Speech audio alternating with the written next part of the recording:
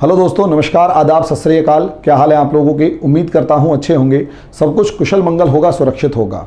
दोस्तों, इस समय पर हालात बहुत बुरे चल रहे हैं और जिस तरीके से मामला चल रहा है, इंडिया और चाइना आमने सामने हैं, फेस टू फेस हैं, आंखों में आंखें डालकर खड़े हुए हैं। और सबसे बड़ी सिचुएशन ये कि इस कोविड-19 कोरोना 19 ने जो कोविड-19 जो वायरस आया, इसने पूरी की पूरी दुनिया की व्यवस्था को जैसे बदलना ही शुरू कर दिया है। और हो सकता है अब 5 साल के बाद आप इस पूरी की पूरी व्यवस्था को बदल दें। इसमें सबसे इम्पॉर्टेंट और जो सबसे बड़ा प्लेयर है वो है चाइना। जैसे जैसे चाइना की समस्याएं बढ़ेंगी, जैसे जैसे चाइना की प्रॉब्लम्स बढ़ेंगी, जैसे जैसे चाइना के अगेंस्ट दुनिया होगी, वो और ज़्यादा एग्रेसिव होता चला जाएगा। ये उसका बिहेवियर है, ये उसका नेचर है, ये उसका व्यवहार है। तो यही हुआ, कोरोना ने पूरी दुनिया को चाइना के अगेंस्ट खड़ा कर दिया। और जिस तरीके से कोरोना ने चाइना के अगेंस्ट पूरी दुनिया को खड़ा कर दिया, चाइना और ज़्यादा आक्रामक हुआ। इसी आक्रामकता, इसी एग्रेसिवनेस का शिकार एक तरफ भारत हुआ और दूसरी तरफ जो है इसी एग्रेसिवनेस का जो शिकार हुआ, ये टारगेट बना, वो जापान था। दोस्तों, भारत की तो पूरी कहानी लगभग हर जगह पर चल ही रही है, लेकिन इस जापान के बारे में थोड़ा सा बता दें कि जापान एक बहुत इंपॉर्टेंट प्लेयर है दुनिया की सबसे बड़ी इकोनॉमीज़ में। छोटा सा देश भले ही था, लेकिन दूसरे नंबर पर दुनिया में इसकी इकोनॉमी बनी रही, बहुत ही सिग्निफिकेंट लेवल पर इसने तरक्की करी, सब चीज़ें बहुत ही लेवल के ऊपर थी। लेकिन मिलिट्री के मामले के अंदर इसने सेकेंड वर्ल्ड वॉर के बाद एक लगभग कसम सी खा ली थी कि ये बहुत ज़्यादा अपनी एग्रेसिवनेस नहीं दिखाएगा। लेकिन जैसे जैसे चाइना का राइज हुआ, जैसे जैसे चाइना का जो उदय हुआ, जैसे जैसे चाइना जो है वो आगे बढ़ता गया, चाइना की तरक्की होती चली गई, आज के दिन जापान और चाइना के बीच में खटास जो सेकेंड वर्ल्ड वॉर वाली थी, सेकेंड वर्ल्ड वॉर वाली खटास जो थी, वो आज के दिन भी उभर कर सामने आ गई। जापान एक समय का सबसे ताकतवर देशों में से एक, वर्ल्ड वॉर का इंपॉर्टेंट प्लेयर, वर्ल्ड वॉर का बहुत क्रिटिकल प्लेयर।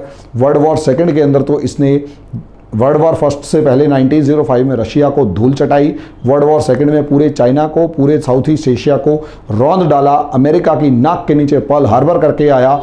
और इसने तब भी यही इकलौता ऐसा दुनिया का देश जिसके ऊपर 2 परमाणु हमले किए गए। सोच कर देख सकते हैं, इतना बड़ा देश, इतना छोटा सा देश, लेकिन इतना ताकतवर देश। चाइना ने इस देश को आंख दिखाई, इस देश से पंगे लेने की शुरुआत करी। और दोस्तों, और ज़्यादा कुछ नहीं, एक स्ट्रेटेजिक आइलैंड, एक छोटा सा टापू जो कि 1972 से जापान के कब्जे में है, उस छोटे से टापू के ऊपर चीन का अपना एक दावा है। वैसे तो देखो, ये एक छोटा सा टापू आपको दिखाई देगा, और अगर इसे मैं थोड़ा सा और एलेबोरेटेड फॉर्म में दिखाऊं, इसका नाम भी लिखा हुआ है सेनकाकू। अगर मैं इसे अपने नक्शे पे थोड़ा सा छोटा करके दिखाऊंगा तो आपको खुद पता लगेगा कि ये आइलैंड दिखाई देना ही बंद कर देगा। ये जो आइलैंड है, ये इस तरीके से देखिए, यहाँ पर ये जो आइलैंड इस तरीके से आप देखेंगे तो ये एक छोटा सा आइलैंड यहाँ पर मौजूद है। और अगर आप ये ताइवान के पास, ताइपे उसकी राजधानी, ताइवान के पास एक छोटा सा आइलैंड यहाँ पर आपको दिखाई देगा। इसे अगर और ज़्यादा छोटा करूँगा तो यकीन मानिए ये नक्शे पर से गायब हो जाता है। ये पूरे का पूरा आइलैंड जो है वो नक्शे पर से गायब हो जाता है, लेकिन ये कहीं ना कहीं इस पोजीशन पर मौजूद है। यहाँ ये आइलैंड सेनकाकू आइलैंड है।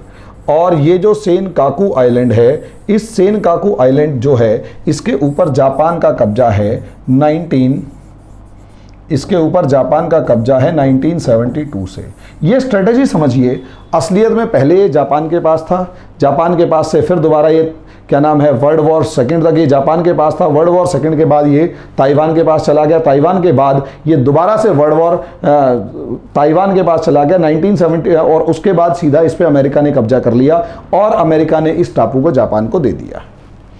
यहाँ पर आप देखेंगे तो ये है चाइना, और चाइना की बिल्कुल नाक के नीचे 1971 में लगभग चाइना से अमेरिका की दोस्ती हो गई थी। तो अमेरिका को लगा कि इस चाइना के साथ अब वो वाला खटपट वाली सिचुएशन नहीं है, तो इसलिए इस आइलैंड को छोड़ा जा सकता है, इस पर अपना कब्जा नहीं रखते हैं। तो इसीलिए वो आइलैंड चाइना को देने की जगह ये आइलैंड सीधा उठाकर दे दिया जापान को, कि कहीं ना कहीं कल को अगर कोई सिचुएशन क्रिएट होती है तो इस आइलैंड का यूज किया जा सकता है चाइना के अगेंस्ट। अब यहाँ मामला समझिए, मामला ये है कि ये एक ऐसी स्ट्रेटेजिक लोकेशन पर है, ये टापू एक ऐसी स्ट्रेटेजिक लोकेशन पर है जो चाइना के बहुत ज़्यादा करीब है।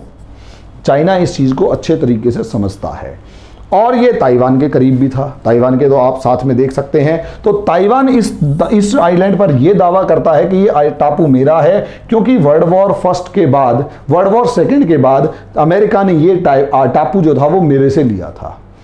अमेरिका ने उसे जानबूझकर जापान को इसलिए दिया कि कल को अगर ताइवान अमेरिका से अगेंस्ट हो जाता है तो भी, और अगर चाइना अगेंस्ट हो जाता है तो भी, तो जापान एक बड़ी शक्ति है, इन दोनों को काउंटर करने के लिए इस पोजीशन से यूज की जा सकती है या फिर इस पोजीशन का इस्तेमाल किया जा सकता है। ये छोटा सा ग्रुप ऑफ आइलैंड्स है। ऐसी सिचुएशन में अमेरिका ने तो अपनी चाल चल ली, लेकिन अब चाइना जो है, जब चाइना का राइज होता है तो चाइना के राइज के बाद यहां लगातार चाइना ताकतवर होता चला गया और इसे इस पोजीशन की अब अहमियत पता लगी कि असलियत में यहां पर कलेश क्या है। अगर यहां आप लोग देखें तो ये पूरे का पूरा जापान है, यहां ये ताइवान है, ये ताइवान है, ये पूरे का पूरा जापान का इलाका, और यहां पर वो सेनकाकू आइलैंड आपको छोटा सा नजर आएगा इस तरीके से। यानी कोई भी शिप अगर चाइना का इधर से आ रहा है या कोई भी नेवल पावर चाइना की आगे बढ़ रही है और यहां पर कोई हॉस्टाइल नेशन मौजूद है, यहां पर कोई हॉस्टाइल नेशन या दुश्मन देश या उसकी सेना या उसकी नेवी कोई भी मौजूद है, तो चाइना के ऊपर आराम से काउंटर किया जा सकता है। इसकी ये स्ट्रेटेजिक लोकेशन है। अब चाइना इस चीज को मान नहीं सकता कि भैया इसकी इतनी ज़्यादा इंपॉर्टेंस है, चाइना इस चीज़ को बिल्कुल नहीं मान सकता, लेकिन चाइना इस चीज़ को ये बर्दाश्त भी नहीं कर सकता। चाइना इंपॉर्टेंस को जानता है लेकिन खुल के थोड़ा ना मानेगा कि स्ट्रेटेजिक लोकेशन है। चाइना इस चीज़ को बर्दाश्त नहीं कर सकता कि जापान जैसा उसका ट्रेडिशनल दुश्मन जिसने सेकेंड वर्ल्ड वॉर के अंदर चाइना के साथ बहुत ज़्यादा अत्याचार किया, वो चाइना की नाक के नीचे अपना गढ़ या एक आइलैंड को बनाकर बैठा हुआ है, वो इस चीज को कभी बर्दाश्त नहीं करेगा। तो यहीं पर चाइना की एक आदत अपना इलाका बढ़ाना, और यहां से अगर आप देखो साउथ चाइना सी के अंदर चाइना ने अपना डोमिनेंस दिखाना शुरू कर रखा है, वहां पर इसकी पंगेबाजी चल रही है। ऐसे में जापान से उसकी इस सेनकाकू आइलैंड को लेकर खटपट चल रही है, बहुत सारी प्रॉब्लम्स चल रही हैं। ऐसी सिचुएशन में जब जापान के अंदर उसकी बहुत सारी प्रॉब्लम्स चल रही हैं, तो चाइना ने इस आइलैंड के ऊपर दावा करना शुरू किया और यह कहा कि 1400 साल पहले हमारे एक राजा ने इस टापू पर झंडा गाड़ा था, इसलिए यह हमारा। जापान कहता है 1400 साल पहले का भूल जाओ, अभी यहां किसका रूल है 1972 से, उससे पहले किसका रूल था सेकेंड वर्ल्ड वॉर तक, वो देखो। अमेरिकन्स ये टापू हमें देखे गए हैं और हम ही इसके मालिक हैं, ये हमारे एडमिनिस्ट्रेशन में रहेगा। ऐसे में चाइना की आदत अपनी नेवल फोर्स को भेजना, अपनी एयर फोर्स को भेजना, अपने हवाई जहाज़ों को भेजना इसके चारों तरफ। जापान कहीं ना कहीं पीसफुली यानी शांतिपूर्ण तरीके से इन सभी चीज़ों को नोटिस कर रहा था और अभी तक उसने ऐसा कोई कदम नहीं उठाया जो कि कहीं ना कहीं इसको नाराज़ करे या इसे खराब करे। ऐसी सिचुएशन में जापान ने भी बिल्कुल इसके चारों तरफ अपनी लामबंदी प्रॉपर करके रखी हुई थी। नेवल फोर्स के जो भी शिप्स वगैरह थे वो खड़े कर रखे थे, जो भी होता था, लेकिन जापान ने कभी भी बहुत ज़्यादा विरोध नहीं किया। लेकिन जैसे ही भारत के साथ टेंशन बढ़ती हैं, सोचकर देखिए सीरीज किस तरीके से है। शिंजो अबे जो हैं वो भारत का दौरा कई बार कर चुके हैं और आपके जो भारत के प्रधानमंत्री हैं वो भी जापान का दौरा कई बार कर चुके हैं। दोनों के बीच में बनती बहुत अच्छी है, दोनों के लिंक्स बहुत अच्छे हैं और जापान और इंडिया दोनों एक दूसरे से दोस्ती निभा रहे हैं। और सबसे बड़ी बात, अगर इन दोनों की स्ट्रेटेजिक लोकेशन को आप लोग देखते हैं तो दोनों के दोनों चीन के दो उल्टे छोरों पर पड़ते हैं। अगर आप देखेंगे तो यहाँ ये इंडिया पड़ता है और ये जापान पड़ता है और बीच में चीन पड़ता है। चीन की इंडिया से भी खटपट है और चीन की जापान से भी खटपट है।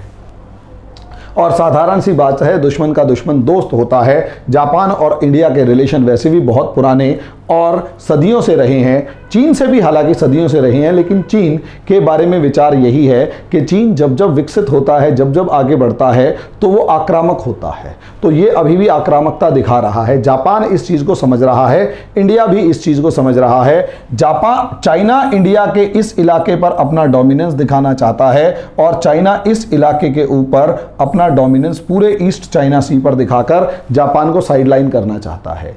ना तो इंडिया पीछे हट सकता, ना जापान पीछे हट सकता, और दोनों की कॉमन थ्रेट, दोनों की जो कॉमन थ्रेट है वो चाइना है।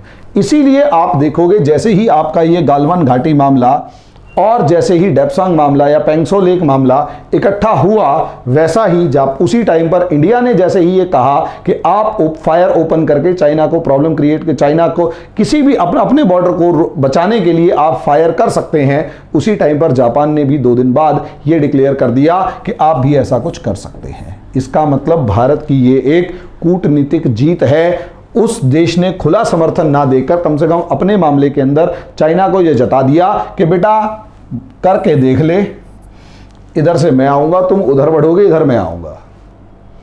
जापान ने क्लियर वर्ड्स में एक मैसेज दे दिया। खुल के कोई किसी का समर्थन नहीं करता, एक मैसेज होता है, एक संदेश होता है। जापान ने खुलकर एक संदेश दे दिया। संदेश ये दे दिया कि चाइना जो है अगर इंडिया की तरफ उधर की तरफ बढ़ता है तो मैं इधर आ रहा हूं। और पीछे से